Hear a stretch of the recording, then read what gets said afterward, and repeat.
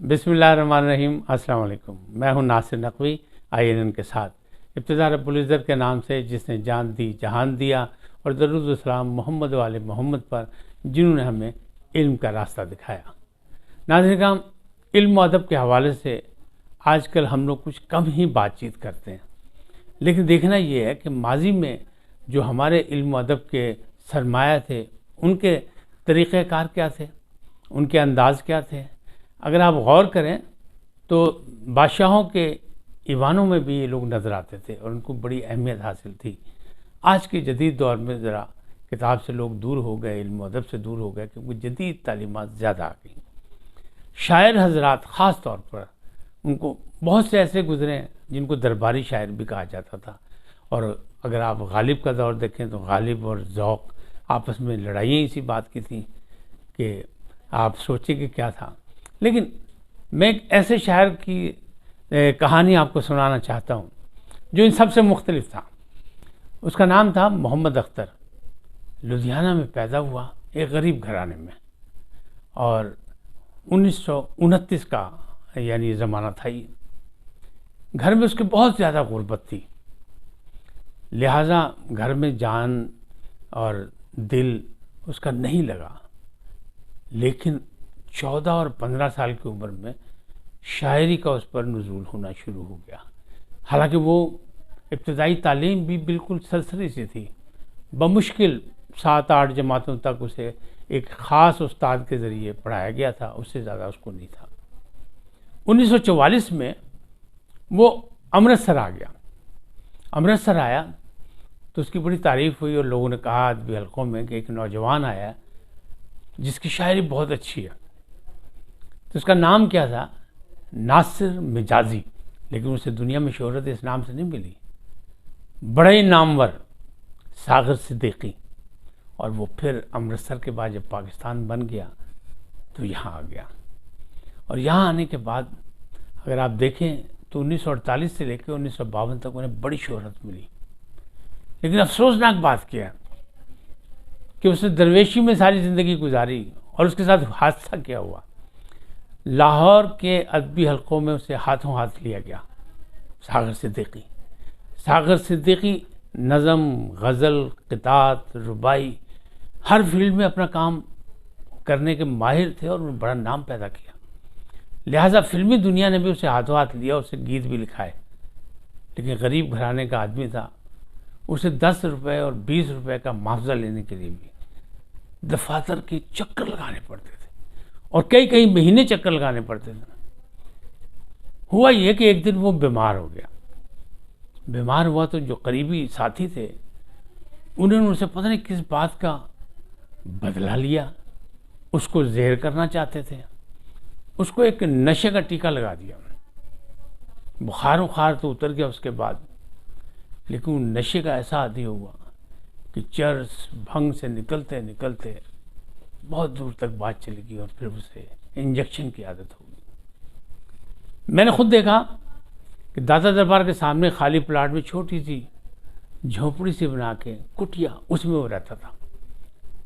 2 کپڑے جسم پہ ہوتے تھے اور ایک کمبل اس کے کندھے پہ ہوتا تھا۔ یہاں تک اس کے حالات بن گئے کہ جب رائل پاک اور فلمی دنیا کے لوگوں نے اسے باقاعدہ تنگ کیا تو اسے وہ کام ہی چھوڑ دیا، صرف اخبارات اور رسالوں کے دفتروں میں جانا شروع کیا۔ غزلیں، نظمیں مادی اور چھوٹا موٹا معاوضہ انہیں ملتا رہا، اور وہ گزارا کرتے رہے۔ لیکن نہ اس کا کوئی گھر تھا، نہ چھت تھی، نہ کچھ، اسی کٹیا میں وہ رہتا تھا، انہی سڑکوں پہ وہ پھرتا تھا۔ جب 1958 میں سیاسی چپکلش جب پاکستان میں ہوئی تو اکتوبر 1958 میں جنرل محمد ایوب خان نے اقتدار سنبھال لیا۔ ان کے اقتدار سنبھالنے پر ساغر صدیقی نے ایک مصرع کہا، کیا ہے صبر ہم نے ہمیں ایوب ملا، کیا ہے صبر ہم نے ہمیں ایوب ملا۔ اب یہ مصرع ایوب خان تک پہنچ گیا، پتہ نہیں ان کی نظر سے گزرا یا خاص طور پر ان کو دکھایا گیا۔ تو آپ کو پتہ ہے بادشاہ سلامت تو بہت خوش ہوتے ہیں، تو وہ بہت خوش ہوئے۔ تو انہوں نے کہا ساغر صدیقی سے میں ملنا چاہتا ہوں۔ وہ ایک بار لاہور کے دورے پر آئے تو انہوں نے کہا کہ ساغر صدیقی کو ہمارے پاس لایا جائے، ان سے ملاقات کرائی جائے۔ تمام خفیہ ادارے، تمام پولیس فورسز ساغر صدیقی کو ڈھونڈنے نکل گئی، لیکن درویش فقیر ساغر صدیقی وہ تو ان سڑکوں کا مطلب راہی تھا، لاہور کی سڑکوں پہ دائیں بائیں پھرتا رہتا تھا، وہ ملا نہ ان کو، کیونکہ اس کا ٹھکانہ کوئی نہیں تھا۔ وہ ڈھونڈتے ڈھونڈتے ڈھونڈتے ڈھونڈتے خفیہ والے کو نظر آ گیا مال روڈ پر ایک پان سگریٹ کی دکان پر، تو وہاں ساغر صدیقی صاحب مطالبہ کر رہے تھے پان والے سے کہ ذرا کمام بڑھیا لگانا اور زیادہ لگانا۔ خفیہ والا خوش ہو گیا جب اسے پتہ لگا کہ یہ ساغر صدیقی ہے۔ اب ساغر صدیقی کی دراز زلفیں الجھی ہوئی، دو کپڑوں میں اور ایک چھوٹا سا کمبل ان کے کندھے پہ، تو وہ حلیہ دیکھ کر لیکن وہ خوش ہوا کہ انہوں نے کہا جی آپ ساغر صدیقی؟ میں نے کہا ہاں جی میں ساغر صدیقی۔ انہوں نے کہا پھر؟ انہوں نے کہا جی آپ سے صدر مملکت جنرل محمد ایوب خان صاحب ملنا چاہتے ہیں، انہوں نے آپ کو بلایا گورنر ہاؤس۔ وہ مسکرائے، انہوں نے کہا فقیروں کا کیا کام گورنر ہاؤس سے، مجھے تو اس سے کوئی کام نہیں، کیا کرے گا وہ مجھے بلا کے؟ 200-400 روپے دے دے گا۔ آپ سوچیں 1958 کی بات ہے کہ 200-400 روپے دے گا۔ انہوں نے کہا جاؤ اسے کہہ دو فقیروں کی قیمت اس سے بہت زیادہ ہوتی ہے، تم مجھے کیا دو گا؟ انہوں نے کہا ہمیں نہیں پتہ، ہماری تو ڈیوٹی ہے کہ ہم آپ کو لے کے جائیں۔ انہوں نے کہا بات سنو بھائی، مجھے اس سے کوئی کام نہیں، اگر اسے کام ہے تو وہ میرے پاس آ جائیں۔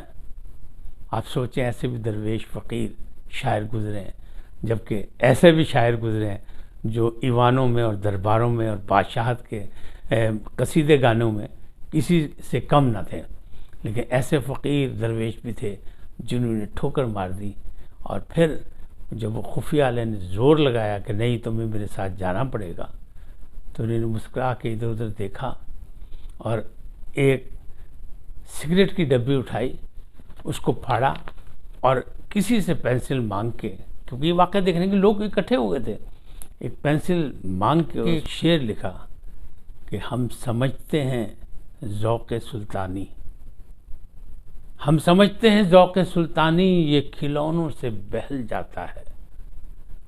پھر کچھ لوگ یہ کہتے ہیں کہ نہیں، شاید یہ شعر نہیں تھا بلکہ شعر دوسرا تھا کہ جس عہد میں لٹ جائے غریبوں کی کمائی، اس عہد کے سلطان سے کوئی بھول ہوئی۔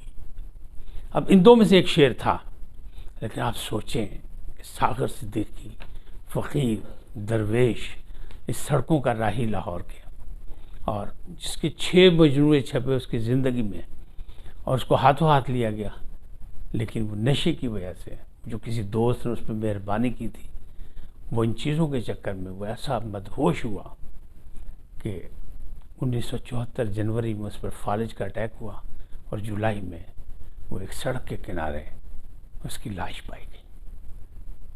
اور پھر لاہور کے ادب نوازوں نے اسے بڑی شان کے ساتھ میانی قبرستان میں سپرد خاک کر دیا۔